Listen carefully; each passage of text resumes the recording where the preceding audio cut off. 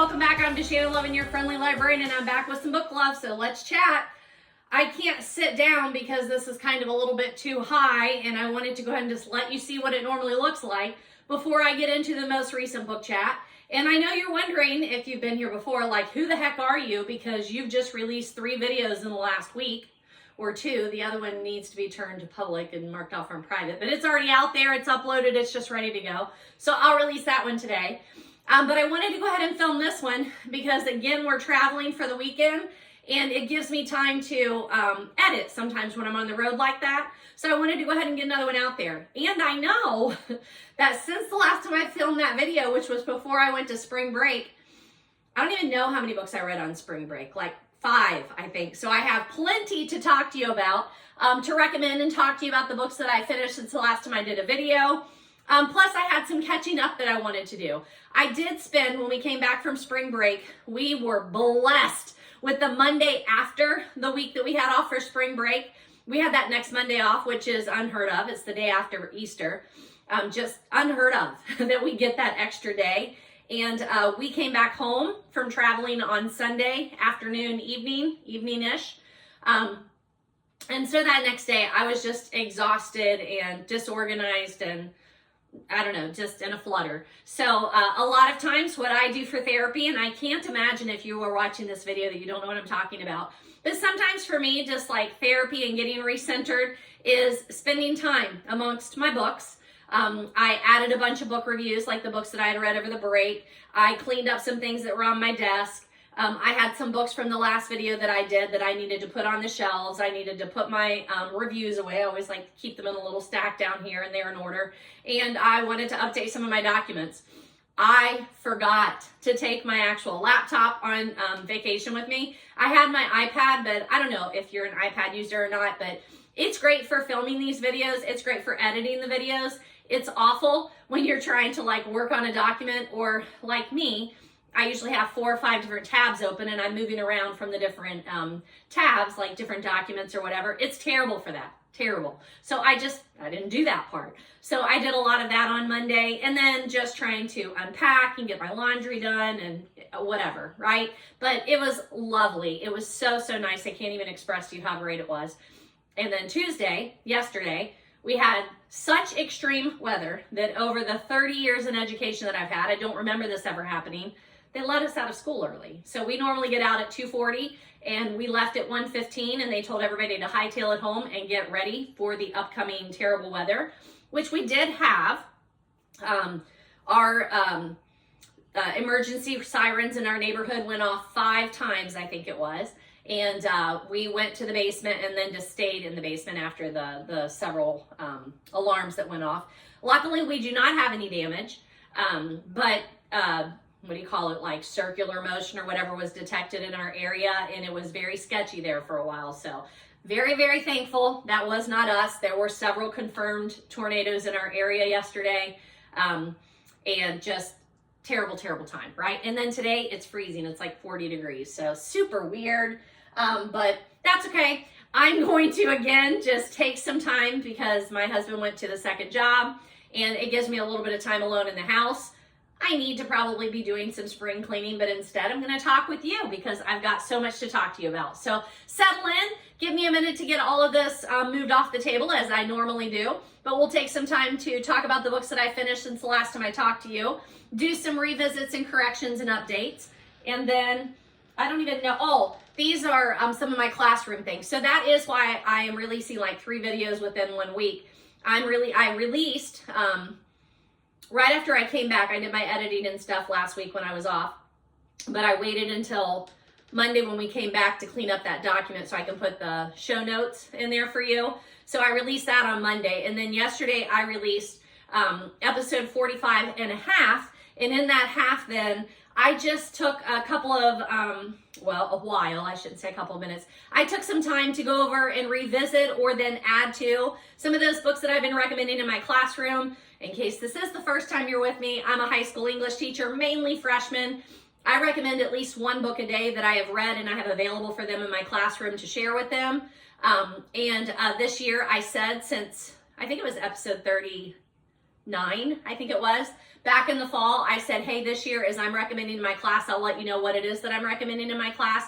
Make sure I have Goodreads reviews out there for you and catch you up on that. Well, that's been ridiculous. Like, if I really did it like every video, I did all the ones that I had recommended during the last like 6 weeks or whatever, like my videos would be longer than they already are, and they're already too long. Which, by the way, I did receive a comment on my last video from someone who's been traveling to the area. She's from Eastern Kentucky, I think it was. I can't think of your name right off the bat. But thank you for that comment. But what stuck out to me, and I'm looking up some information for you. I haven't forgotten you. I will get that together and get it into the next video and post some comments for you. But the thing that you said that was extremely encouraging was that you like my long videos. It's something that since the very beginning, I feel bad about because my videos are always over an hour. And I feel bad about it because I know it's just an extravagant amount of time, but as much as I have tried to change that, I can't change it. Like, I always, when I come to you, I just get to talking and I enjoy it. It's why I'm doing these videos. I enjoy talking to people about books and recommending and trying to help you figure out if this is a good book for you. And just the book chatter. I just love it. And it's really hard for me to cut my videos down. So I film for usually a couple of hours and then I cut it down as much as I can, but I don't know that I've ever gotten a video under an hour when it's one of my regular videos. So I just really appreciate that. Thank you. I hope that you're watching this and that you know that your comments are read, and I really appreciate it. I am not someone who's doing this for a living. I don't even make any money off of these. I just really, really do them because it's what I love to do. It's a great hobby. I enjoy it. And I'm always encouraged that I get views. You know, I'm not looking for a particular number, but you know, the more views that any video gets, it's just encouraging, and it's why I keep on doing it. Because there is this little segment out there in YouTube that appreciates what I'm doing, and I want to feed into that. I know that I'm doing good, and I enjoy it. So again, if you're new here, I was a librarian for 20 years in the high school that I'm still currently teaching at. But when that position was eliminated and I was back in the classroom and COVID hit, it was a terrible, terrible time. I mean, a terrible, terrible time. And this is one of the coping mechanisms that I feel like that I used to just be okay. And more than okay, I just really enjoyed it. I really, really have learned to enjoy these book talks with you. So, all right, that being said, like I've talked for almost 10 minutes already and I haven't even mentioned a book. Give me a minute to clear off the table and then we'll chat. Going on over there. All right, so I always tell you, like, I'm usually listening to a podcast or a book while I'm doing all the moving and shifting in between takes here. But I'm currently listening to Bigfoot Terror in the Woods, episode 242. I love all things related Sasquatch. I think it's just great with storytelling. I love to hear people tell their own stories and share their experiences. I just think it's fascinating. So I've been listening to this podcast, I feel like for a couple of years, but Bigfoot Terror in the Woods, highly recommend it. I listen to the podcast, but I think they also have a YouTube channel if I'm not mistaken, but I've not done that. And I think even on the YouTube channel, I think it's just audio, but I could be wrong. I need to look that up. But I really enjoy it. So that's what I'm listening to in the background. My drink of choice today is a cherry Pepsi. So I'm not a great cook. I enjoy cooking sometimes, but like it's when I'm not busy, like during the week. My husband's also a school teacher, so when we teach all day, it's exhausting. We're old, and he loves to cook, but I just really don't. I don't dislike it. It's just, it takes so much time, like the thinking about it, the preparing for it, the doing it, the cleaning up afterward. I just don't enjoy it. But I've really been trying to do a better job of being a little more organized in that. It's terrible. I'm terrible at it. But I feel like this week my husband's just like, don't even. Like, we're coming off of spring break. We're getting ready to go away again for the weekend. Like, don't even try and go to the grocery and figure out what's going on. So for the last couple of days, I've said I'm going to cook. Like, I've got some meatballs that I had purchased, and I made canned tomato sauce over the summer. So I'm just going to do that, and we'll have like a side or whatever. And like every day he's like heading me off at the pass so that I don't do that. So Monday, he picked up food when he was out for lunch on our day off. And then he picked up food to bring home, like whenever he went back out that evening. And then yesterday when we got out early, he said, you know, you want to grab something to eat before we get home? I'm like, no, I'll cook. And he was like, we're having extreme weather. And there was a food truck like right outside of town. So he pulled in and we got tacos from Ivan's food truck. Highly recommend. And then today, same thing. Like I told him this morning, I'm making those meatballs. And after school, he came down. He's like, are you ready to go? I'm like, yes. And we're going to get home. Like, I'm going to make those meatballs. He said, I already ordered Terry's Pizza. So we live in the middle of nowhere. Like, I'm not kidding. Like, I'm not exaggerating. There's like, we live in a community, but within our community, there are no restaurants. Like, the closest restaurant to me is probably 10 minutes into town, and it's like a Skyline Chili. Like, that's the only restaurant that we really have. But that's not true. We have like a really old, what's it called? Pike Street. It's like a bar and grill. Very old again. And Terry's Pizza is in a gas station. Now, it is famous here in our little neck of the woods. It's in like Lynchburg, Ohio. But if we leave from school, it's only about 10, maybe 15-ish minutes. And then it's like 10, 15-ish minutes to get home. But we picked up Terry's Pizza. It's phenomenal. And that's why I'm drinking a cherry Pepsi. It looks like the last time that I filmed was Wednesday, March 20th. So that's exciting that it hasn't been that long. Today is also Wednesday. And we are at, oops, how do I get there? Yeah, we are at, what is today? Anybody know? Wednesday the 3rd. So Wednesday the 3rd of April, my birthday month. Pretty excited about that. So gonna change that. So if you're watching this, just so you know when I'm filming it. And then we'll get started right away on the books I've read since the last time I talked to you. So these first couple that I'm going to talk to you about, I know, and I did mention them in the last video. And some of those were because I knew that I was going to give the book back before I got to review it for you. And the first one falls into that category. It was called Girl in Pieces. It was my 19th book of the year. It's by Kathleen Glasgow, which right there, the Agathas, I love that book. I absolutely love that book. Read it a couple of years ago. It's Kathleen Glasgow and Liz Lawson. It's the Agathas. I love the cover. You know, I love Agatha Christie. If you're new here, love Agatha Christie. I am reading her books in chronological order, have been since 2022, I think it was. But this is a very different book. So that is like teenage murder mystery, murder board, but with a lot of humor. Super modern, absolutely love it. Girl in Pieces is not like that at all. Like, I wouldn't even guess it's the same author.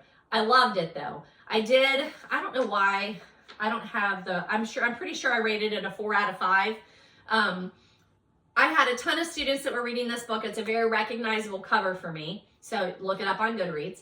And anytime that I am seeing the cover, like a lot of my kids are reading something, I always want to read it. I want to know what it is that that they seem to be interested in. And so when I saw that a lot of my girls were reading this, I waited until I saw that one of them was almost finished with it. And I'm like, hey, is that your book? She's like, yeah. And I'm like, can I borrow it? She's like, of course. So I wanted to read it and read it rather quickly.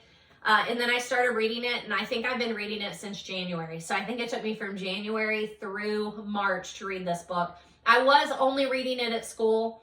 But when I started reading it, I'm like, I feel like I've already read this book before. Like, it's the subject matter. It's a book I've read, you know, a girl who is struggling. She's in a difficult place, self-harm. She's in treatment, a residential facility. Like, all of these things, I've read these books before. But it very quickly hooked me, and I knew that I wanted to finish it. So it did take me a long time to read it, just because I wouldn't take it home and read it because it's depressing. And a lot of times at the end of a school day, I don't want to read depressing stuff. And I deal with a lot of kids that have a lot of issues, and it's exhausting mentally and physically. And so I don't want to then read about that in my free time most of the time. I don't know how to say that nicely, because I love my job and I love my kids and I love helping those kids that are, you know, troubled. I really do. And I love listening to them and trying to get them resources and connected with resources, but it's exhausting during the day. So then afterward, it's not what I choose to read about most of the time. Just saying. However, this book had a very fresh attempt of dealing with that. It was more mature than a lot of these books that I've read in the past. I wouldn't say that the books that I've read like this in the past are gratuitous. I wouldn't say that, but they just maybe weren't as helpful, maybe, in trying to see that kind of perspective. So this one, I just thought it was really interesting how she made sure she told you how hard it was for someone who's already struggling with all these other things to then be tossed aside by everyone and be expected to just grow up, move on, and make it on your own. Like, how do you get a job? How do you get an apartment? How do you know how to pay your bills or get a bank account or find food or feed yourself? Like, all of those little details were dealt with in a really unique way. So I do highly recommend it. It's one of those books I struggle to say, like, I really like this book because it's terrible. Like, the content is terrible. But it was dealt with in a fresher way than some of the ones that I've read in the past. So although the theme is not new, the character was, and then the way that she explained that character and how she was dealing with her particular life situation was very fresh. So highly recommend. 4 out of 5. Just homelessness, abandonment, relationships, getting out of toxic relationships, recognizing a toxic relationship. It's one I would definitely recommend. That being said, I think I've talked about probably 432,000 times. I don't censor books. I don't want to do that. However, this would be one that even if someone donated it to my library, I would keep it to where I know who's getting that book. Freshmen come to me on all different levels, and a lot of them have experienced a lot of the struggles that this particular character faces. So I'm not going to say that it's not appropriate for freshmen, but I wouldn't throw it out there to my general population without being able to have that conversation and say, hey, by the way, lots of trigger warnings in this particular book, a lot of mature content. The girl is put in situations that are dangerous and scary. And you need to be prepared for that. So there's that. I would highly recommend the book. The next book that I read, I do have a copy of, and that would be this, the Radcliffe Ladies Reading Club. Looks like this. Stick this guy over here. Looks like this. This is for our book club, my book club that has been meeting for the last 25 years or so. I don't even know what number we're on. I need to get that and like actually tell you what it is, but it's the book club that I founded when I was doing my master's in library science, education. When I was doing that, I did this for my personal project, and then I've just kept it up, and we have grown over the years. We have morphed into a very different book club, and I absolutely love it. And this was the book that we read for last month, the Radcliffe Ladies Reading Club by Julia Bryan Thomas. Now, I didn't love this book. I think probably 3 out of 5. I'm pretty sure it was a 3 out of 5 because I always appreciate the books after our discussions, whether or not I like the book that we're reading in book club.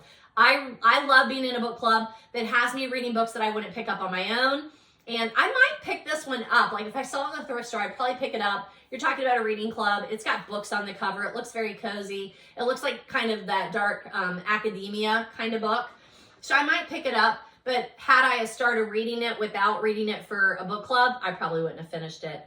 But after I read it, because I always read our book club books, there's only a few I haven't read and I still want to read them, just they were bad timing or whatever. After we had our discussion, I appreciated it a lot more. Here's my problem with this book. I have a couple of questions. She's running a bookstore and I don't think she ever sells a book. She's like passing these books out to these girls that are going to Radcliffe College, right? How does that work? Their conversations feel like they're too written, like scripted. The characters seem very one-dimensional to me. I don't really care about most of them. However, it provided a great discussion for our book club. In that the time period was when some of the ladies in my book club would have been in college. So it was interesting to talk about girls in college during that time period, why they're there, trying to get an MRS degree, or if they were trying to get a degree and not being taken seriously, how you were at the mercy of the men. Like all of those were great, great discussions, and they were prompted by this particular book. I just didn't love it. It's also the kind of book that seems to focus more on the drama than it does on a whole lot of meat or depth to it. And I'm not like, I don't need more drama in my life. I teach high schoolers. Like, they provide enough drama for me that I don't want to hear about. I don't need it created somewhere. So it's got to actually be going a little farther for me. I could have done without this one, but provided a really good discussion. So that was my number 20 book for the year. All right, and then there's this, and I've talked to you about it in a couple of the videos. I picked it up probably over a year ago, more than probably a year ago. And I've talked to you about it a couple of times. There was a girl at a Super Bowl party, like I think it was last year, pretty sure it was last year, who recommended the book to me, and then I picked it up at a bookstore fully intending to read it like right away, and then it took me forever to get to it. But it's Ice Planet Barbarians by Ruby Dixon. Look at it. It's an interesting cover. It's one of those covers that does not look like it's smut, but it is. This is published by Berkeley, so Penguin Random House Berkeley. And I think that's the other thing, is it says like a Jove book, so I don't know what like imprint that is, but it's under Penguin Random House and Berkeley. Like, is it Berkeley? Yeah, Berkeley. So that's weird, because I love Berkeley, the publication house Berkeley, but usually it's for mysteries. This is not a mystery. It's definitely smut, but it's good. Like, I loved the storyline. I thought it was super interesting. Whenever you find out that they're like being abducted by, these girls are being abducted by aliens, I think it's just, you have so many questions about, now what? How's that going to work? And then when you find out that Georgia has this interaction with this alien, and that they're going to end up in this relationship, an alien and Georgie, this abducted human girl. The whole thing's so bizarre. When I'm trying to say it out loud, I'm like, come on, this sounds ridiculous. But it works. It totally, totally works. Like, I am entertained by Georgie. I'm interested in their story. I am as interested in Vectel as she is. She's trying to describe him to you, but of course we don't know anything. They don't speak the same language for a while. Like, they find a way to communicate, but it takes a while to get there. It just works, and I devoured it. I loved it. Like, this is one of those books that, like, I made sure I had time to read that day. Like, I would go hide and read it when I was supposed to be doing something else. I enjoyed it every time I picked it up. Now, I did give it 4 out of 5, and that would be why, the reason why I would do 4 out of 5 would be because I love the storyline. I loved how it was moving along, but then, I don't know why. I don't think I would ever normally say this, but I think I needed more conflict. Like, there was some conflict, and I'm not a trigger warning person, but there's some triggers in here, so just so you know, even though it's humorous and light and smutty and romantic, it also has some assault things going on in there. So it's more alluded to, and it's off the page and alluded to, but it still is very cringy. So there is that. But I just wanted to know, like, how the heck can you end this story? And then when I got almost to the end, I think I'm just used to more conflict. And when there was not very much conflict, I kept thinking, surely there's going to be like a climax, no pun intended. There's going to be some sort of a climax or a fight, or the other aliens are going to come back and fight them for it, or like something. And there's really not that, and there's not like a huge cliffhanger. Like, there's obviously another book coming, and I feel like it might even, I think what it does is the next one tells a different couple story.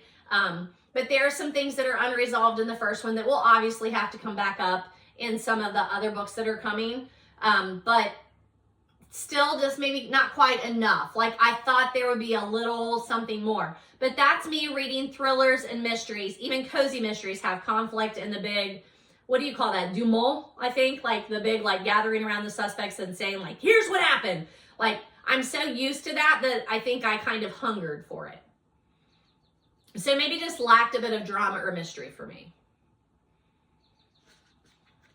Anywho, I will definitely continue reading some of these in the series. Like, I'm not going to run out and get the next one right away, but I will definitely pick it up if I see it, like secondhand or in thrift. I will definitely pick it up and see it. And then it might be one that I would be interested in listening to the audio and see if it went as quickly, like when you were listening to an audio. So I did. I really, really liked it. I really enjoyed it. Highly recommend. 4 out of 5. Ice Planet Barbarians by Ruby Dixon. My number 23 for the year. All right, now I don't have the reviews printed out because my printer ran out of ink and I just ordered it on Amazon yesterday. So I don't have the reviews printed out, but let me tell you about a couple more that I did. And I have already reviewed all these on Goodreads. I just don't have the review in front of me. The next one, I talked to you in my last regular video, about the fact that my cousin and I have signed up for an event in the fall called 2 Dames. It's usually 2 dames on a train, but this time it's 2 dames on a boat. And there's like a, it's an event. I don't know if it's still open or not. Like even at the time, like she was like, if we're going to get in, we got to get in. And she did it for me. And then I just sent her my money and stuff because I just got a little cramped at that time. So I don't know if there are any openings or not, but you could just Google it. Tanya Kappes, Kappes, Kappes, and Duffy Brown, 2 cozy mystery authors, are holding an event in Cincinnati, Newport actually, Newport and Cincinnati, in the fall. And so I had started trying to listen to Beaches, Bungalows, and Burglaries maybe about a year ago. And I did not like the audio. Like I didn't like the narrator at all. And so I just didn't finish it. And then my sister recommended it. And then I'm pretty sure she's read all of them in the series, or most of them, if not all of them. She's done the audios, and she just kept telling me, like, you need to go back to it. You need to go back to it. And I said, well, you know what? I'm going to probably get it in print, and then I'll probably like it that way, but I just don't like the narrator. But I'm terrible with trying to do cozies in print. Sometimes I can do ebook, but if I like have to go get the book, I'm not very good at it. So I'm like, you know what, I'm going to try it again. And because now I know I want to read some of the books by Tanya Kappes and Duffy Brown before I get to the fall. Like I'd at least like to do 1 book in each of their series before then. I need to get started. So I went back and listened to the audio, tried it again, and the narrator grew on me. I still don't love it, but I did enjoy the story. So the storyline's fun. It's very classic hallmarks of cozy mysteries. There's a lady who finds herself in a weird station in her life. Her husband is convicted of things, and she has been really wealthy for the last 10 years or so, and now she's lost everything except for a campground in Kentucky. She still has access to that and a camper. So she takes the camper, drives to the campground with every intention of like fixing it up and selling it, and then gets caught up in the community, small community. And it's just fun. It's a fun, funny, humorous, catchy kind of way of going about this cozy mystery. So I did really enjoy it, and I'm glad that I went back and finished it. You know what I forgot to do is light my little candle here. We have the Cozy Cabin Antique Candle Company Cozy Cabin candle. And I love to have a little candle going when I'm here talking with you. So let me get that done.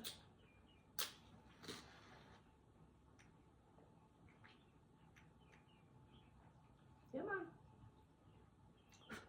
Whew. There we go.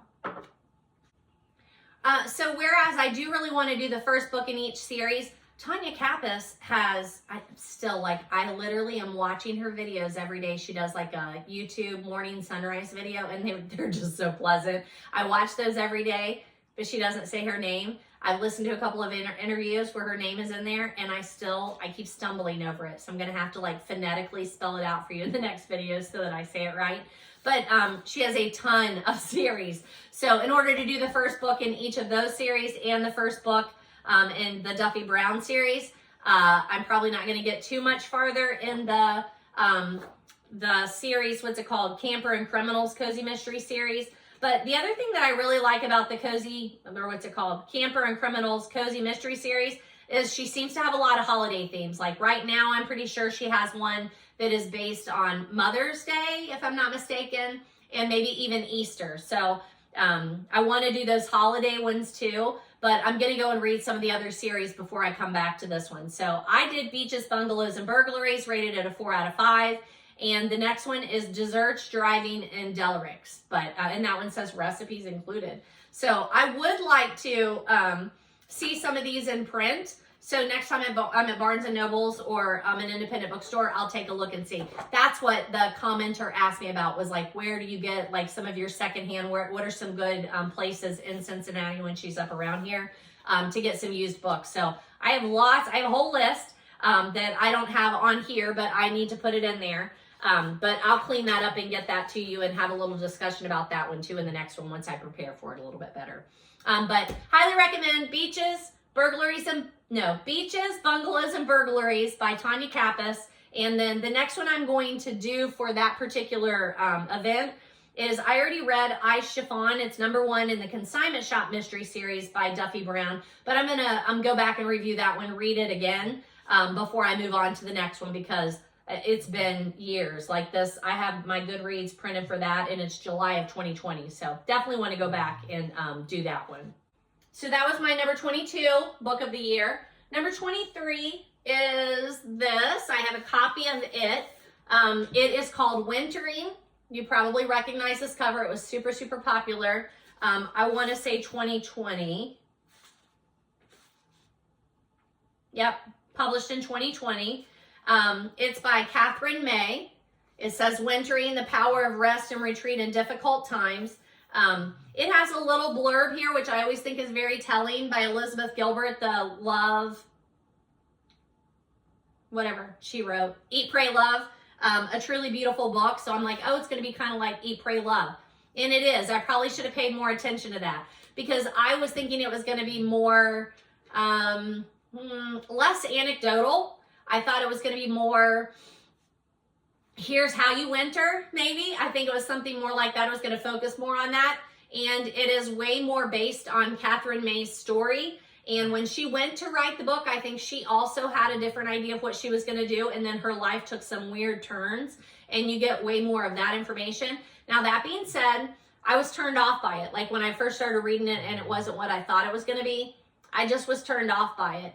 And then, I don't know, things shifted for me. Every time I would think, oh, I'm just gonna like power through and move on. Every time I would think that, she would have like a little section in it that would just be like so well written and exactly the kind of thing that I like to read, like an essay or a reflection on something, or taking a story and then giving me the lesson out of the story, that I really, really liked it. So I liked it. I don't know if I gave it 3 out of 5 or 4 out of 5. Probably 4 out of 5, because the writing is beautiful. It just wasn't exactly what I was expecting. I bought this at the book bus in Cincinnati. There's an independent store. She also runs out of a VW bus, and she'll take that like in the summer. A lot of times if we're at like summer fair or City Flea or whatever, she'll have the bus there that she's doing. There's a coffee shop, the Wyoming coffee shop. She's there a lot. But when she's not running the bus at an event like on location, she has an actual store in Cincinnati that is the book bus, where she pulls the bus in there and then runs it out of there. And I bought it when I went to go visit her store. And I'm going back to that same store on Tuesday for my birthday, April 9th. They're having a quiet book club, I think that's what it's called. So my sister's like, you want to go? I'm like, that's perfect. It's on my birthday. And they have a new coffee. They had a coffee shop next door, but I don't know exactly how it happened, but it changed hands or something, and now it's a different coffee shop.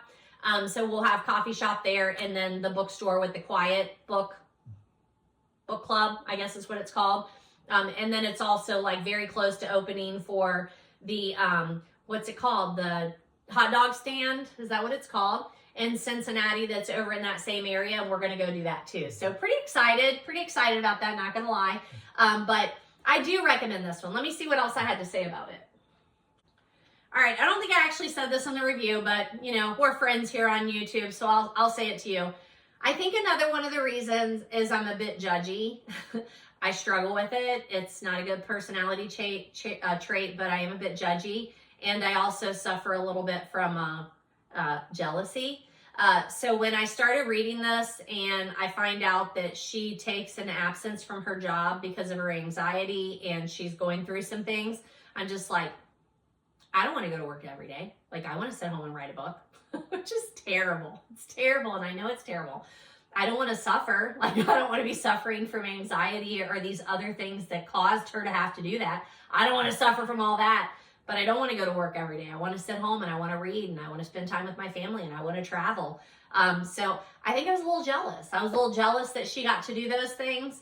And then have those reflections, and like I could be thoughtful too if I had more time in the day and I wasn't like constantly having to corral like monkeys. Like, you know, like I would be able to think those thoughts too. Like, I don't know that I would. I don't know that I would learn those lessons. But I'm just going to honestly say that to you on Facebook. I don't think I put that on Goodreads in print anywhere, but it is true. Like, I think I suffered a little bit of jealousy and Miss McJudgy pants. The other thing is I really love how these books are set up. I'm always reading books like this where it's called Wintering, and then it is broken up for you by the month. So you have the prologue starts in September, which is not quite winter, and then October, November, December, January, February, March, and then epilogue is late March. So I did finish it on time, but I love how where there are these books that expect you to read them a little at a time. So I love that. The other one that reminds me of that is Barbara Kingsolver. Animal Vegetable Miracle breaks it up in months, like her preparing to live off the land for a year, and then month by month, this is what happened. I love those kinds of books. Is there a word for those kinds of books? There are several tangents she goes off on, like a wolf tangent where she then talks about wolves, and I think there's several animal references in here where she goes off on a tangent talking about the animal, its characteristics, or you know, lifestyle or whatever, and then she makes it relate to how we are as humans. And again, it was masterful. It really is great writing. It gives you a lot to ponder. So highly recommend that. That is Wintering by Catherine May. It was my 23rd book of the year. My 24th book of the year, I don't have a copy of it, but I returned to Penny Reid finally. I feel like it's been forever since I read Penny Reid. I'm going to go ahead and put these up here so you have something to look at, but not talk about them yet. Penny Reid, she calls herself Smarty Pants Romance. It's her publishing company.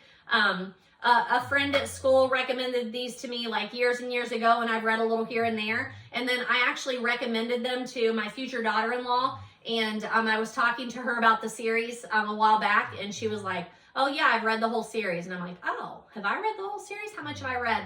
And then I realized I like read a little bit in this series, read a little bit in this series, read the spinoff over here, but I didn't go back and continue to read the Knitting in the City. So Neanderthal falls in love, I think. Neanderthal seeks human.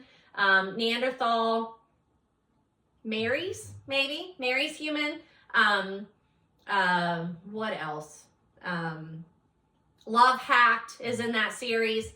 And so I just read the next one that I was in line for, and that was Ninja at First Sight. It's called Knitting in the City 4.75, so it's a little bit shorter than one of the actual novels. But what you're doing in the series is you are following this group of friends who get together and knit on like a particular night of the week. They're just a close-knit group of friends, pun intended again. I'm very punny. But they meet like once a week and they have dinner and they knit and they talk and whatever. And so throughout the series, you meet each of the ladies that are in that group. And this is the backstory of one of those ladies. And it's during college, which is really different for this particular series. So I was a little surprised. But I loved it. And I'm just like, oh my gosh, I have missed Penny Reid. I love her so much. It doesn't get particularly smutty. Especially now that smut is so popular. And like I said, like I'm reading a lot of it because it's what my students or my friends, like people that I know are reading these books, and I like to read what other people are reading so that I'm like, you know, in the know. It's not normally what I would just pick up and read on my own, but this is, and it's not smutty, or especially this one isn't. Some of the other ones are a bit more what I would call steamy, more than smutty, I would say. They're a little more steamy. This one really wasn't even very steamy. There's definitely some romance in there, some heat for sure, and I really enjoyed it.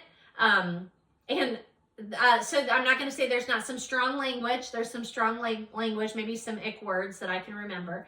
But I really, really liked it. I highly recommend it. If you're looking for romance and you're looking for very smart girl lead characters, Penny Reid is perfect for that. I gave it 5 out of 5. And it was another one that just like, I couldn't wait to sit down and read it every day. I read it on my Kindle. I got it from my public library. I also forgot how Penny Reid can just really, really shock you. Like, in a good way. Like, just give you just a surprise that you just were not expecting. I love that about her.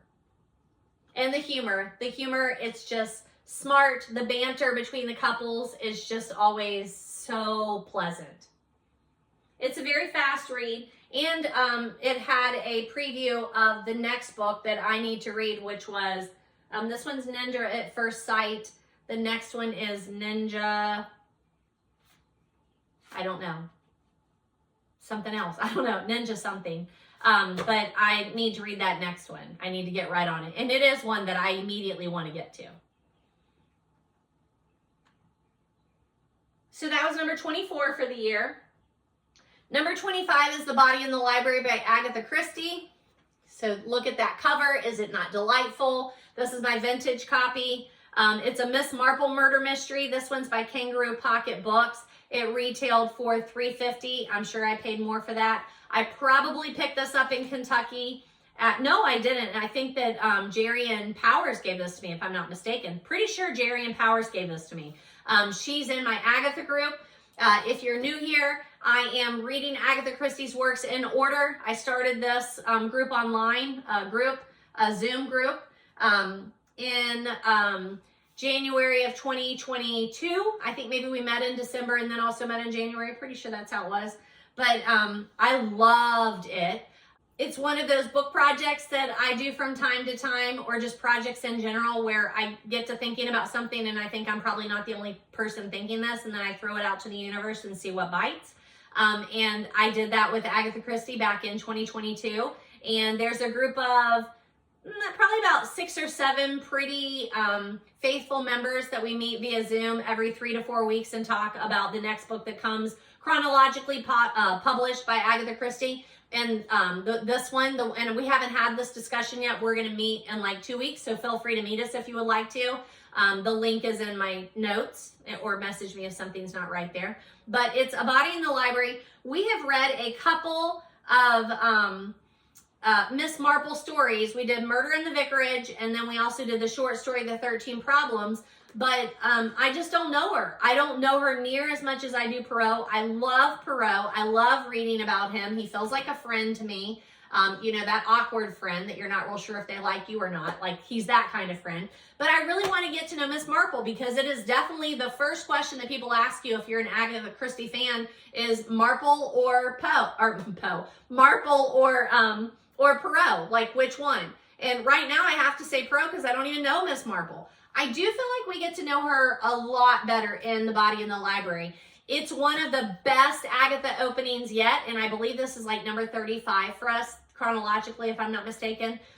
It's one of the best openings ever. Like, I read it before we went to spring break. I always do first chapter Friday and read a little bit out loud to my kids. And I told them, I'm like, normally, like, I give them a couple of ideas and say, hey, what do you want me to read to you? But this time I said, you know what, this is a great opening and I want you to hear Agatha. So I think I had played a little bit from the performance of Halloween Party back when they were releasing the movie back in the fall. But that's really the only Agatha that I've read to them. So I read the opening of this. And it's like within 4 or 5 pages, they just keep saying, a body in the library. There's a body in the library. What did you say? There's a body in the library. It sounds like Clue. I mean, it sounds just like Clue. It's so, so good. It's a great opening. There is a lot of humor in this particular one. I don't know that when we talk about Agatha, I'm not sure if you could solve this one, but it is definitely a puzzle mystery to where you're supposed to be trying to solve it. And several major clues are highlighted, like we hang a lantern right by it, like, da-da-da, why else would I be mentioning this unless it were a clue? I really enjoyed it. Let's see. Let me see what else I said. This was my number 25 for the year. Sorry, it's number 40 for Agatha, not 35. Why did I say 35? Number 40 in our Agatha chronological reading. It's our third Miss Marple. It was published in 1942, so I'm enjoying also like watching Agatha Christie's growth as a writer. And this is just so interesting because we're moving off of like the dark Perrault. And this, like I said, does have, to me, it has more humor in it. It has some really just bizarre characters. And some of them are return characters. Like the Bantrys are in the 13 Problems, The house that this happens at is mentioned in, I believe it's 13 Problems, that's where she's at dinner, if I'm not mistaken. It's in St. Margaret Mead. St. Margaret Mead. Since St. Mary's Mead. St. Mary's Mead. Margaret Mead is an author, isn't she? I gave it 4 out of 5 stars. I do really, really like it. It's probably right now one of my top Agatha reads, especially because of that just really humorous opening that I love. And the return of some of the characters and the fleshing out of Miss Marple all like push this up towards the top of my Agathas. I still am not gonna like pick Marple over Poirot, but I like her more. I'm enjoying getting to know her as if she's someone that would like come and join our book club, and it would take me a while to get to know them and to get to know their humor or their wit or their intellect. I'm getting to know Marple.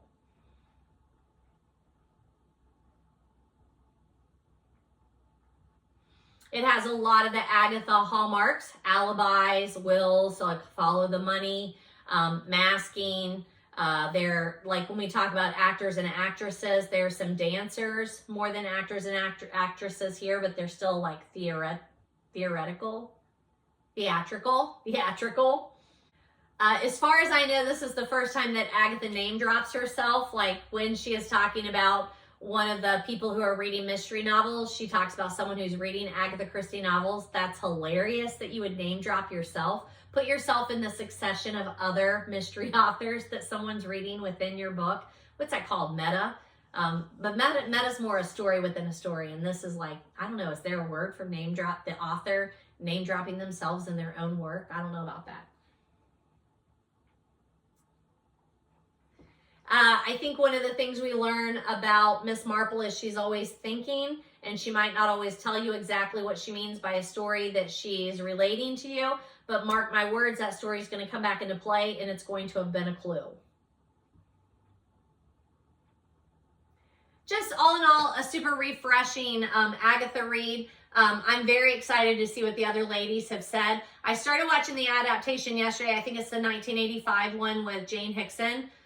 It's a snoozer. It's in 2 parts, but I still love it. I love those adaptations, even the older ones that are much more like just slow moving. I still really enjoy them, so I'm happy for that. And then I think there's probably a more modern one out there too, and I just haven't got to the other adaptations. I also have not listened to All About Agatha yet. That's the podcast, but I will be doing that too before our discussion. But we were supposed to be meeting this Friday, but then we realized we were going to be traveling again, and we traveled in on Friday night. So instead of trying to do it on the road, then I'm like, you know what, I'll just wait and we'll do it the next week. So I think everybody's going to be able to do the next week. I do not have a copy of the next one. The next one is Dawn of the Dead. It's a kind of cozy mystery. I'm not going to call this completely cozy. If I'm walking through the bookstore, like I did go to a new bookstore this weekend, or this week, Sunday on our way home, we went through Elizabethtown, Kentucky. They have a big Barnes & Noble, and it's one of the older Barnes & Noble. So Barnes & Noble, they did a little April Fool's thing where they said, we're listening. We've changed our name to Barnes & Nobles instead of Barnes & Noble. That was funny because that's what I call it. But it was one of the older ones. So it was a big store. They had a great selection. Still didn't have any of the books that I was specifically looking to spend my Christmas gift card on. But it was interesting to stop in there. But if I'm looking, I still spent forever in the bookstore looking around. And there was a section of mysteries, and it was like mystery, cozy mystery, thriller, and then there was a paranormal mystery. Dawn of the Dead would fall under paranormal mystery. So that is number 1 in the Pepper Martin mystery series. That's what it was called. It was my number 26 book of the year. I read the ebook. So I got it on Libby and read it on my Kindle from my public library. And it was recommended to me by 2 of my Agathas. We talk about more than Agatha, obviously, but they are 2 of my suite mates when I was in college. And they just said, you know, it's set in, they both live in the northern Ohio. Do both of them in Ohio? Becky might be in Illinois. She's closer to Chicago. I don't know. Anyhow, they're up there, and they are around the cemetery that Dawn of the Dead is set in. So It's interesting to see how they set a mystery within a cemetery.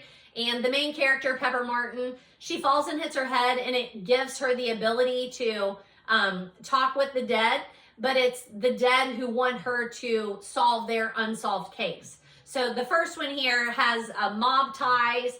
It was really good. I felt like I was getting like also like history in with the mystery, which was fun. Lots of humor. I really liked the main character enough that I would definitely continue with this series.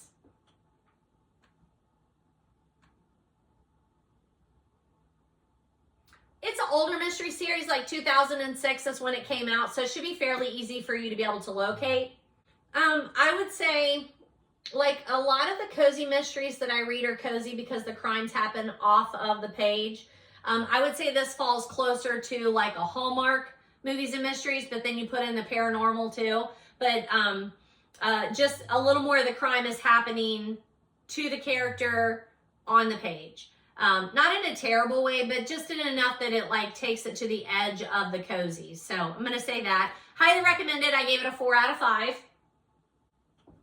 And then the last one that I want to talk to you about that I finished here since the last time I talked to you is Elle Gray, Blake Wilder, FBI mystery thriller, The Seven She Saw. And when I got this, I picked it up at the book rack in Murray, and there was a whole stack of them, like in the series by this Elle Gray. And Hunter and I were looking, my future daughter-in-law, and I was like, that looks interesting. Or I think she said, like, that looks interesting. Have you heard of this? I'm like, I haven't heard of that. I'm like, but you know what? Let's just, I think it was like it's right here, $8. It was $8. So I'm like, let's just buy the first one in the series and see what we think.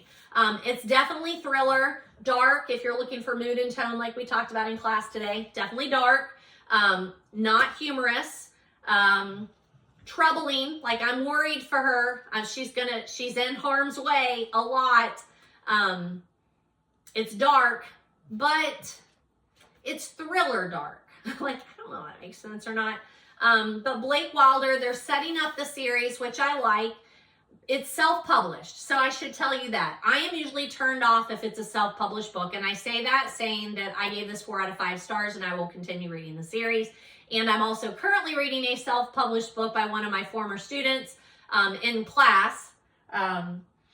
What's it called? I don't know what it's called, but I'm reading it, and she self-published it. And I just figured it'd kind of be ho-hum, and I'm loving it. Like, I am speeding through it. So self-published does not always, to me, mean a bad thing, but I'm usually a little turned off that, like, they didn't go through the proper channels and, like, get it vetted, right? Like, nobody paid them to write this book. However, this must have gone over very well because, like I said, there was a whole stack in her series, and then when I started looking it up, like, it's pretty popular. So I will continue reading this series. I really enjoyed it. It is very much a page turner, which is what I'm looking for when I'm reading a thriller. So that's the 27th book I've read this year. I'm a little ahead of my Goodreads goal. My Goodreads goal is 102 because I met 101 last year, and I at least try and increase it by 1. And I think on Goodreads it says I'm 2 or 3 ahead of the game right now, which is very exciting because I'm hardly ever ahead. But spring break really tipped me over the edge there. I did a lot of reading on spring break. One of the things I really like about this book is that, you know, if you've read the back and then as you're reading it, you know that the main character has undergone some kind of trauma, and you're not getting the full story, but you figure it's probably going to come back into play because I'm pretty sure it even says on the back, Blake Wilder is plagued with nightmares from her dark and twisted past. 14 years ago, her entire family was taken from her. Her parents were murdered and her sister was taken. You know that's coming back, right?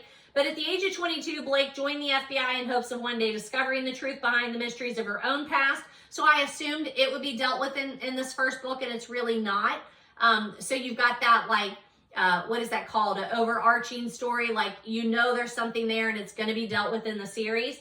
The past few years since joining the FBI, Blake has seen many gruesome and nightmare-inducing cases, but now she faces what may be the most grim and mysterious case of her career, a case that will take her to Briar Glen. So it's not where she's from. It's a neighboring area from where she's working in Boston. Boston, I'm pretty sure. But Briar Glen is supposed to be like this idyllic place, and it seems to be, like, on the surface, it seems to be idyllic. But she sees a pattern in how many murders there are per capita, And she's like, something else has got to be going on here. Like, we're missing it.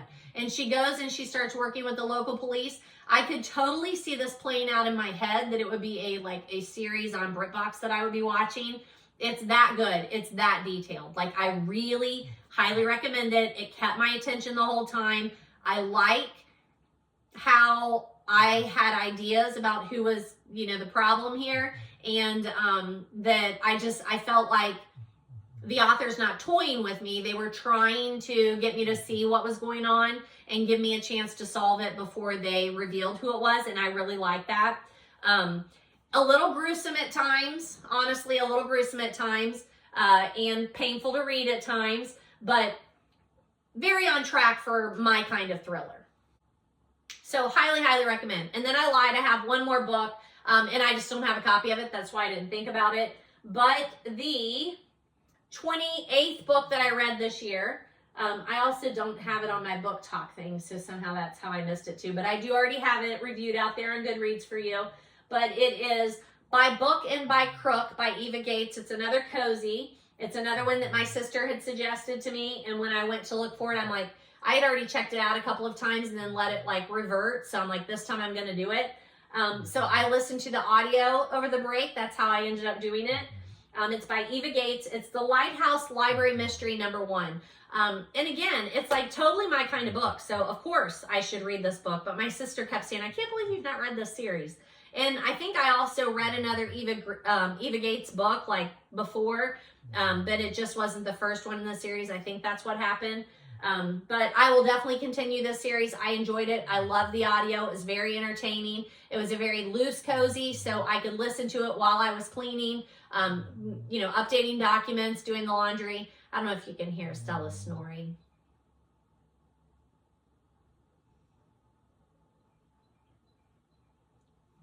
Of course, she's going to stop because I said her name, but it's so lovely. Don't you love to hear a dog snore? It's just pure contentment.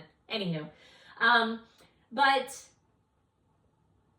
the main character, you've got a lot of those, cozy hallmarks. The main character has recently changed jobs. She's changed relationships. She took a job in a lighthouse. The lighthouse is real, but the library within the lighthouse is not. But she took this job working in a lighthouse, and they are bringing in these Jane Austen special edition books for a special display, and then they start disappearing one by one. And the main character, Lucy, actually is living in the lighthouse as well as working in the lighthouse library. So she, of course, becomes a suspect. It's super good. Small knit community, literature based. You learn some about Jane Austen. I am wondering if that's how they're going to continue the series, is always focusing on a different book or a different author, and give you more information like that. I hope so, but I really enjoyed this one. 4 out of 5 stars for cozy. I did have my hankerings about who the killer would be. Another thing that has to do with, you see them in Christie, but you see them in all mysteries, cozy mysteries too. Follow the money. Is there a will? Who has an alibi? Follow the clues. There's a little bit of talk about ghosts, but, this is definitely not a paranormal mystery. There's just talk about a ghost. But I'll definitely continue that series too. So I've been filming for over an hour, did a little chit chat in the beginning, talked to you about all the books I finished since the last time I talked to you, which has not been that long, but that takes me to number 28 for the year. So I'm a little bit ahead of my Goodreads challenge, like I said. I've been adding some reviews out there to my social media. So if you're not following me on Facebook, you might want to do so. And mainly those are catching up the books that I'm recommending in my classroom that I've already read, but I didn't have Goodreads reviews out there for you. And I will be, like I said, really trying to catch those up for you too. Okay? So give me a minute to move these guys around and then give you the next stack, which are the updates and, Updates and what's my next section? I can't remember. Revisits, corrections, and updates. Give me just a second. Oh, while I'm standing up, I will show you my shirt. My weekend is all booked. It also has a little thing on the back. I don't know if you can see. There it is. There's that. My guidance counselor and guidance counselor secretary made these sweatshirts for me and my friend Stephanie next door. We ended up wearing them one day on the same day, which I am not a matchy-matchy person, but it was really funny. But they made these for us for Christmas, and I absolutely love it. It's this great cut. I want to say maybe they even bought the sweatshirts at Walmart, maybe, or Sam's. Whatever it is, like, they're super boxy and super cute. Okay, so first one that I want to mention is I picked up 2 copies of Erik Erikson's Cozy Mysteries when I was at the Book Rack of Murray last week, for spring break, Murray, Kentucky. I have Death by Espresso and Death by Vanilla Latte. You can see I keep them right there. You see Murder by Mocha, Cleo Coyle, and then Death by Coffee by Alex Erickson. So I have a couple of his other books. I started reading him because he was at Cincinnati's Books by the Banks, which I talk to you about all the time. Make sure you look it up, follow it, and come visit in the fall. But it's just a great free book event that Cincinnati has been having for years. In one of the early years, he was there book talking his books, and I bought, I think I bought the first one, Death by Coffee, and I bought Death by Pumpkin Latte. I'm pretty sure those are the first 2 I started with. But since then, I've read as many books as I can by him. Death by Coffee, Death by Tea, Death by Pumpkin Spice, Death by Vanilla Latte, which I've already read, Death by Eggnog, Death by Espresso, and then also Death by Cafe Mocha. So I've read all of those, maybe even more. Looks like there's also Christmas Cocoa, which I believe was a short story in with some other holiday Cozy Mysteries. I really like Alex Erickson. The name of the series is called A Bookstore Cafe Mystery. And I'm pretty sure I have talked about all of his books on here. Pretty sure. But if not, I will make sure that I do. But he would be a great one to do like a breakout section on, and maybe I will do that in the summer. Just make sure. I was thinking like this summer what I would like to do is like start at the top and make sure that I've covered everything for you. But pretty sure I have. I really, really like his. They are definitely cozy mysteries. They are set in a small community, a bookstore cafe. Chrissy Hancock is the main character. For it being such a small town, it's kind of like Jessica Fletcher. They just constantly have murders going on, and they're always attached to the bookstore cafe. So highly recommend those. But I picked those up at the Book Rack of Murray, which sells new and used books. So she has like all kinds. And then here's a revisit. One of my students and her mom gave me this for Christmas. Agatha Christie's Detectives 5 Novels, Complete and Unabridged. I know I've shown it to you. I remember talking to you about it, and then I also like showed you the letter, the card that they put with it. Because look how cool it is. I remember this. I remember showing this to you. Hope that you'll enjoy this book as much as I think you will. Happy reading.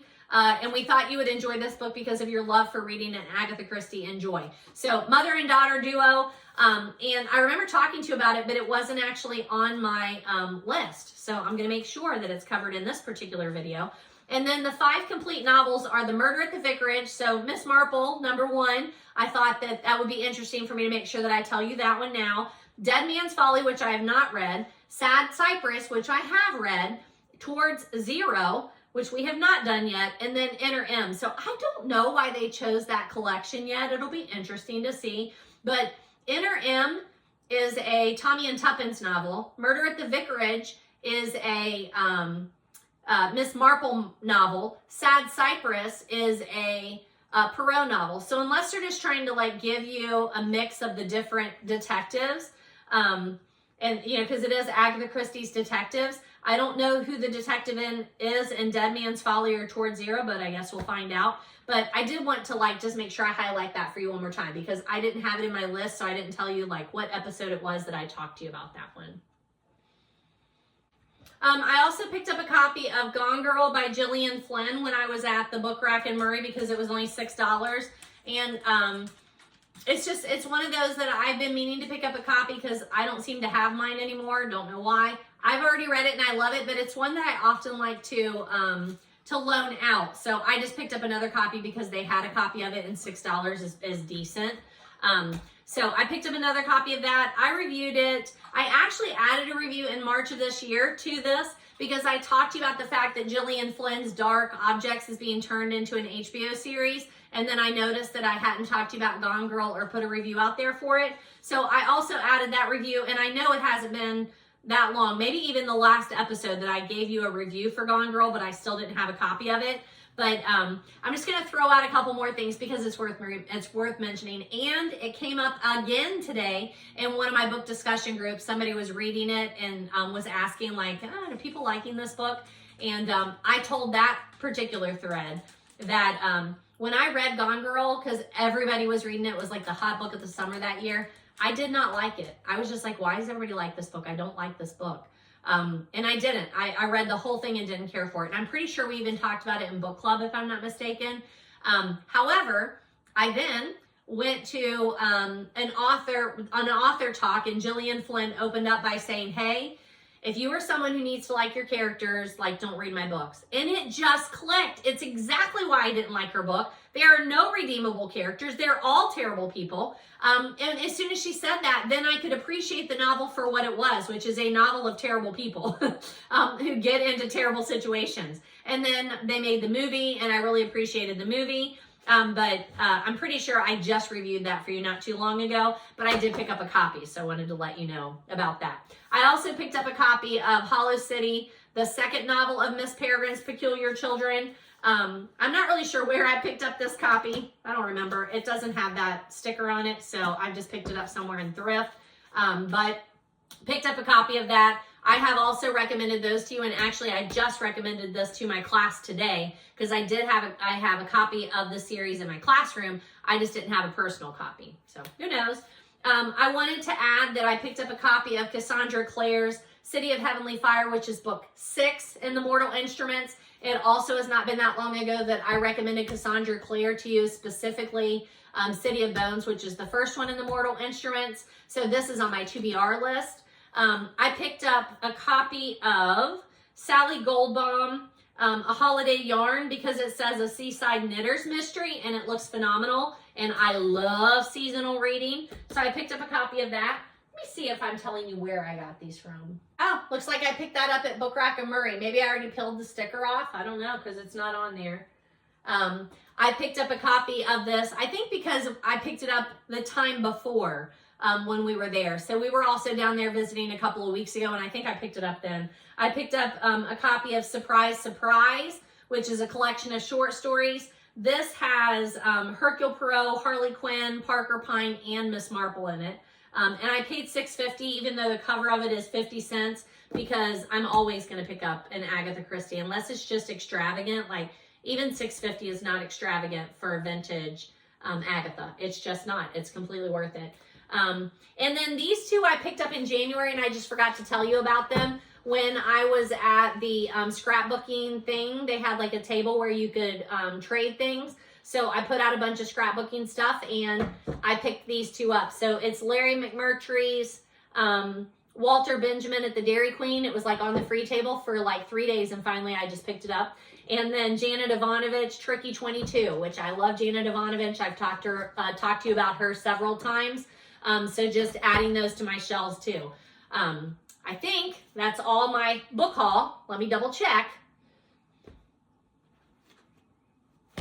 Yeah, let me switch some things around. All right, I wanted to throw a review out there for a book that I've reviewed in my classroom, but I don't have a copy of it here. But it's well worth mentioning, and I have not mentioned it to you before that I know of. But it's by Carlos Eyre, E-I-R-E. I always do Memoir Monday and then do a memoir or biography or something nonfiction. It's called Waiting for Snow in Havana, Confessions of a Cuban Boy. We read it for my book club, just like my regular ladies book club. And I put the Goodreads review out there in October of 2020, but I've just never talked to you about it.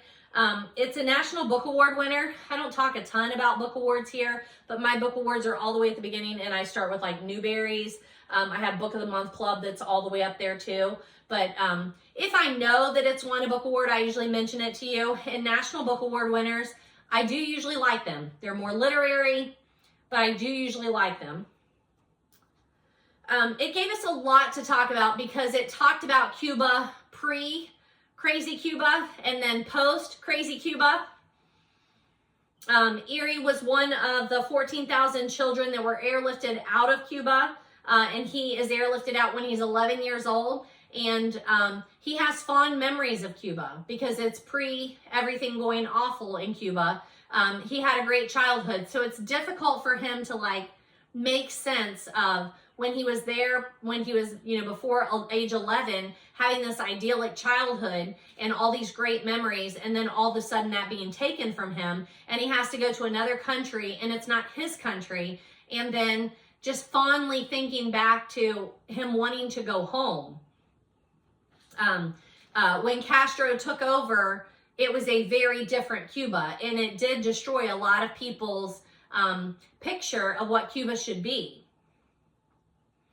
There's a little bit of lyric magical realism in there, which is different when someone's talking to you about a memoir, but it makes the memoir all the more real, even though it's magical realism that's added in. It's a very unique telling of a childhood. And you know what? This has, I think it's called a preambulo in the beginning.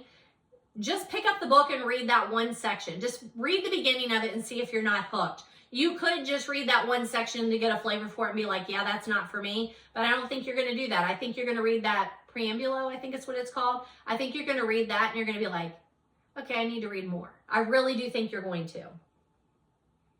But I wanted to throw out the review for that because it's one that I do recommend in my classroom because I have a copy there, but I just don't have a copy here.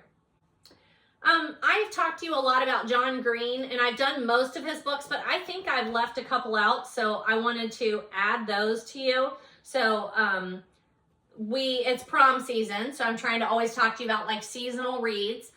Easter just went by, and somewhere, I'm not sure where that is. I probably have it down here in another stack. I don't think I've shown you that I have a book about Easter that I wanted to add to that seasonal list that I'm giving you this year. Or that I'm trying to. So I started out in January with some winter books, a snowflake book. In February, I did some romances and some love themed books. But we're coming up on prom season, so I did want to throw out there 21 proms for your seasonal read. And then when I did that, I was like, oh, wait a minute, I think I might have missed some other John Green. So just going to throw those out there real quick too.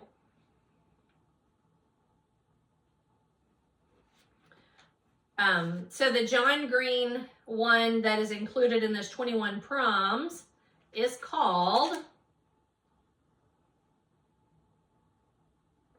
The Great American Morp, M-O-R-P. I don't even remember it, but it's a short story by John Green. But the other reason I wanted to show you this is that it looks like next year I will be teaching a new class, just one section of it, and it's young adult literature. So this year, our principal came to us and said, hey, if there's something you want to teach, throw it out there and we'll put it on the schedule and we'll see if anybody wants to take it.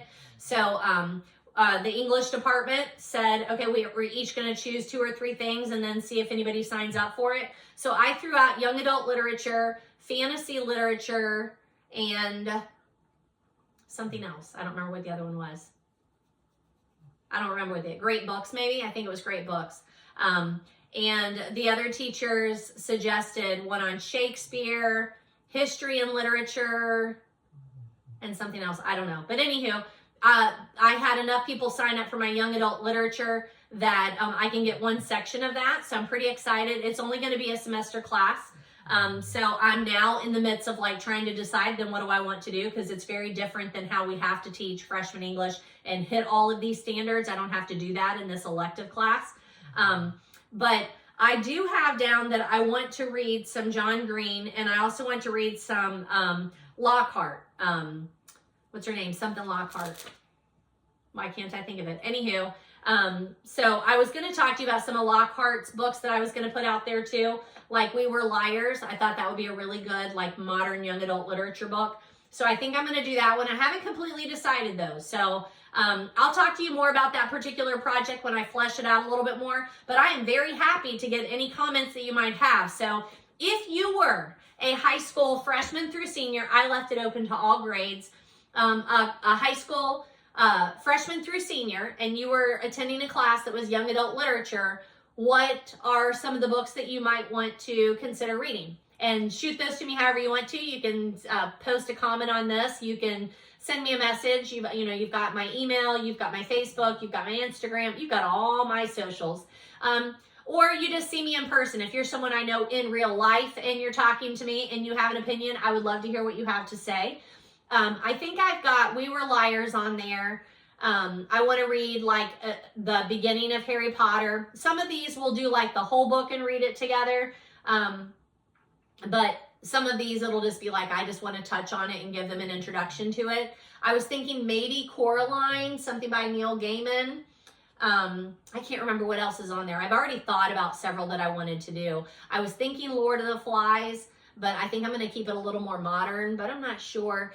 I'm planning on doing at least a book every quarter, or I think it's a book every 3 weeks, and then like a book, and then 3 weeks to where they do literature circles, and everybody can pick like within a couple of books, and then do projects on that. I think that's what I'm gonna do. I don't know. I gotta flesh it all out. But if you have some suggestions, I'm happy to hear them. But 21 Proms, it was a fun read.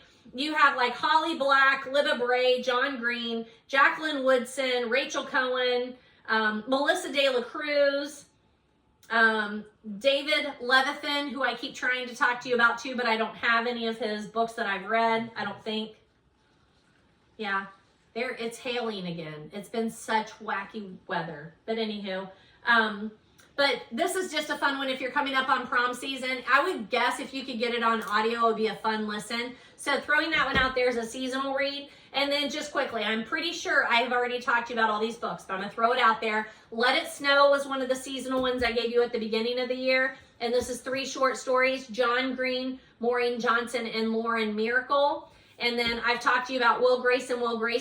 This is John Green and David Levithan again. I love this book. I've talked to you about that one before. I have book talked for you John Green's The Anthropocene Reviewed. It's a book of essays, so nonfiction essays, and he wrote them during the pandemic, and you can tell I love this book. Like, I read from it every year. I pick a couple of essays and read to my classes. John Green's Paper Towns, not a big fan of, but I've recommended it to you. Looking for Alaska is probably my favorite John Green, and one of the more edgier ones. And then his famous The Fault in Our Stars, which was turned into a movie, and everybody knows the movie and the book. So there are those. I also have this cute little fun, very miniature book of Looking for Alaska. It's just a fun little addition, so throwing that one out there. So just throwing those out there to you. I read 21 Proms back in 2019. And then some of the short stories in 21 Proms are very forgettable. Like I said, I don't even remember John Green's, but some of them I still think of. I know there's one that takes place in a diner that's really cool. But just a fun seasonal read.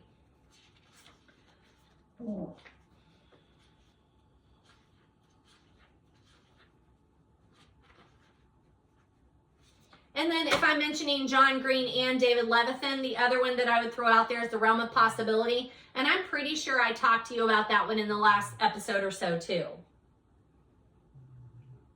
I don't have a copy of An Abundance of Catherine's, but I've also not read that. I might have a copy. Maybe it's up there and I just haven't read it. John Green's latest one, I think, is Turtles All the Way Down, and I tried starting it a couple of times and just couldn't get into it. I need to return to that. I highly recommend his YouTube series, Crash Test, like history. It's really fun if you've not looked at the Vlog Brothers. They're very good. David Levithan has The Realm of Possibility, The Lover's Dictionary, which I did recommend to you back in February for seasonal reading. Will Grayson. And then I have this book every day that I'm adding to my to-be-read stack. I haven't gotten to it yet. I want to say I might have a copy of that one at school too. And then he wrote one with another popular author. I can't remember the first name, but it's Nevin, N-I-V-E-N, called Take Me With You When You Go. That's a more later one, but I don't have a copy of that either. I just said, like, Hollow City, that I added a copy of that to my shelves, and I said I've talked to you about it before, but I'm not sure that I have. So I book talked it today, so I'm just going to book talk it to you real quick too, since it's fresh in my mind. But Miss Peregrine's Home for Peculiar Children, you can see the photo here, like she's levitating. And then you can see on the back there are these other photographs that are just quirky. They're peculiar, right? So Ranson Riggs, which I believe is a pen name, was educated in Ohio. He went to the same Ohio college that John Green went to, I think so. And I can't think of the name of it. I always forget it. But I'm pretty sure they went to the same, Kenyon College in Ohio. And so I think it's a pen name, but he came across these photographs and they're just weird, peculiar photographs, and he decided to write a story around the photographs. There is a movie on some platform. I started watching it. I remember that it was super close to the book, so much so that it just did not hold my attention. It still had the same feeling as the same like tone as the book, of like dark, those muted colors, looks like set back in time. And just again, very peculiar. What I do remember about this series when I read it is that the first one, I was just like so super into it. And then by the time the series moved on, it just kept getting darker and darker, like a little more depressing with each series. So there's that. There's also a graphic novel of Hollow City, and I thought I had a copy of it, but I can't seem to put my hands on it. I might have taken it to school now that I'm thinking about it. Here's another copy of The Body in the Library. It's another edition. I don't know where this one came from either, but this is the one that I actually took with me and read on vacation. And I'll try and add this photo for you. I love it. It's got like a stack of books and they're leaning, and it has death written across the spine, the spine titles. So super cool copy. I really like that. And then yesterday, it was not Monday, but I still did a memoir. I recommended A Child Called It and The Lost Boy, and I'm going to say recommended loosely because I don't recommend this book. I don't like it at all. However, I do book talk it in school because it's got a cult following. Most of the kids who come to me in high school have heard of this book, and a lot of them have read it. It's A Child Called It, One Child's Courage to Survive. It's by Dave Pelzer. It's published by Health Communications. Does he stick with that? Yes, he does stick with that publishing company. It's classified as, this one is classified as a memoir. This one's classified as self-help, psychology, and inspiration. And I do think that's what he's trying to do. He's trying for it to be an inspirational story, like A Child Called It, lots of child abuse, descriptive, painful. It is another one of those books that has some controversy behind it. He has a brother who says that their life was not near that bad, but again, Dave Pelzer says that's because he was the favored child and did not endure the abuse that he did, and that's very common in an abusive household to have like a favored child and a not favored child. I have not read The Lost Boy, but I have a copy of it in my classroom, and then I have a copy here on my shelf, so I probably do need to at least peruse that one. I think this one deals more on his life in foster care, which is also, I'm pretty sure, pretty dark, and it's just hard for me to gear myself up to read that. But I do have copies of both of those books in my room, and kids read them. Like, it's always checked out, like always checked out. That's it. So I've been filming for 1 hour and 35 minutes. We'll see how much I can cut that down. But I'm glad I got to talk to you about books that I finished since the last time I talked to you. Some revisits, corrections, and updates, and then adding a few of those books that I've been recommending in my classroom. And I'm going to leave it at that. I may do a couple more of those side videos where I'm talking more about the books that I've done in class, just to get those caught up and see if I can get that filmed and out to you before I do another big video like this. But thanks for sticking around with me. Thanks for hanging out in my library. You know how much I love it here and how much I love having you come and join me here. Let me know what you're reading, what you want to read if you're looking for something in particular. Thank you for the recent comment. I enjoy interacting with those of you, and just I get to know like who it is that is watching my videos. I appreciate that. It's fun.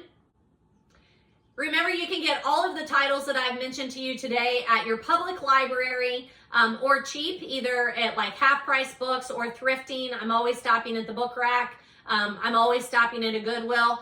Speaking of that, we were traveling back on Easter Sunday, and in Elizabethtown, Kentucky, where the big Barnes & Noble was, across the street looked like a phenomenal Goodwill. I was super excited, and they were closed on Easter Sunday. And it felt like the Dairy Queen in 2 different cities was closed on Sunday for Easter. And while I'm glad that they are doing that, like, please get people off the holidays, I was just surprised because I don't feel like around here in Cincinnati that we had that much that was closed closing, or that I had heard of that was closing on Easter. So I hope everybody enjoyed the holidays if you so celebrate.